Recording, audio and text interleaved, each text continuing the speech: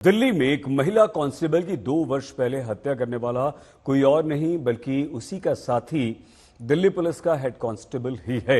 लेकिन दिल्ली पुलिस के वरिष्ठ अधिकारी इस केस के खुलने के बाद इस बात से अब तक हैरान हैं कि आखिर कैसे इस हेड कांस्टेबल ने पूरे 2 वर्ष तक एक मुर्दा कांस्टेबल को जमाने की दुनिया के सामने जिंदा रखा और अपने डिपार्टमेंट तक को इसकी भनक जरा सी नहीं लगने दी।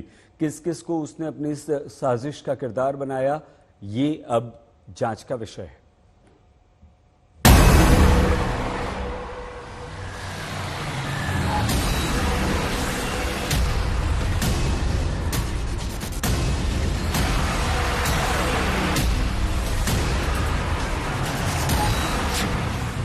मरकर भी जिंदा थी मोनिका यादव। मरी हुई मोना कैसे जिंदा रही 2 साल तक? एक पुलिस वाले की हैरत अंगेज करतूत। पुलिस वाले ने ही पुलिस की आंख पर पट्टी बांधी।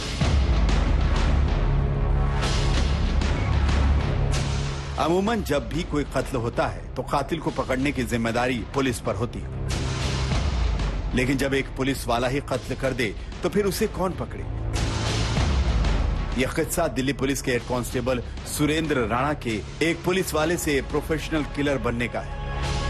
और इस कहानी का दूसरा किरदार है मोनिका यादव, जिसे मोना के नाम से सुर्खियों में जगह मिली। और मोनिका कब माशुका से मकतूल बन गई, कहानी जितनी आसान दिखती है उतनी ही फिल्मी है। एक हेड कांस्टेबल ने पूरे 2 साल तक अपनी पुलिसिया दिमाग के सहारे एक कत्ल की पूरी कहानी को छिपाए रखा। इस कत्ल को छिपाने के लिए उसने वो सब कुछ किया जो किसी कत्ल को उजागर करने के लिए पुलिस करती है। यह पुलिसिया दिमाग ही था जिसने मुर्दा लेडी कांस्टेबल को जिंदा रखने की हर मुमकिन कोशिश की। 2 साल तक अपनी कोशिश में वो एक तरह से कामयाब भी रहा, लेकिन अब 2 साल बाद पुलिस ने बुराड़ी इलाके के जिस नाले से ये कहानी शुरू हुई थी उसी नाले पर आकर खत्म हुई।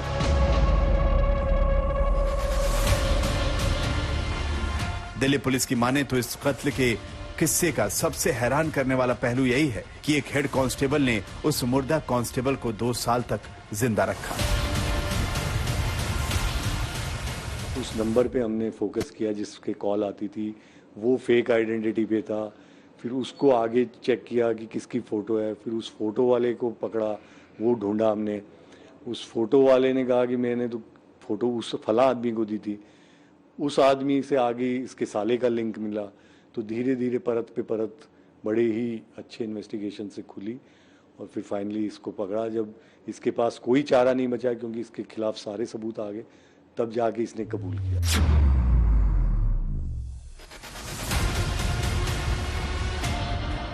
मोना के घर वालों को यकीन दिलाने सुरेंद्र कई बार दूसरे नंबर से मोना के घर फोन करता, पर फोन पर आवाज मोना की होती। वो कहती, मैं ठीक हूं, परेशान ना हो। ये सब उसने उन तमाम ऑडियो की मदद से किया था जो उसके पास पहले से मौजूद थे।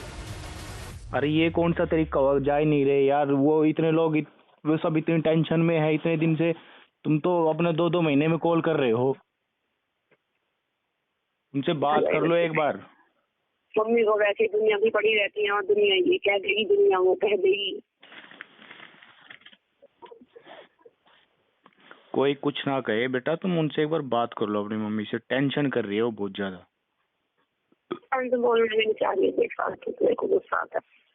अरे गुस्सा छोड़ो तुम बेटा, अपने घर बात करो, अपनी मम्मी से बात करो। सुरेंद्र ने अपनी साजिश में अपने साले को भी शामिल कर लिया था।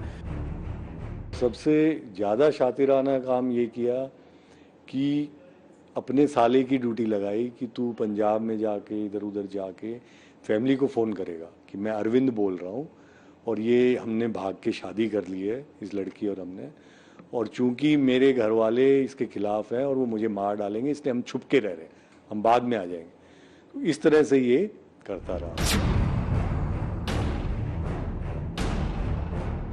मोना के जिंदा होने पर यकीन दिलाने के लिए सुरेंद्र ने अब एक नया पैंतरा अपनाया। मोना के आधार कार्ड पर किसी और लड़की को ले जाकर उसने कोरोना का वैक्सीन लगवा दिया। इस वैक्सीन के सर्टिफिकेट को भी उसने मोना के घर भिजवा दिया।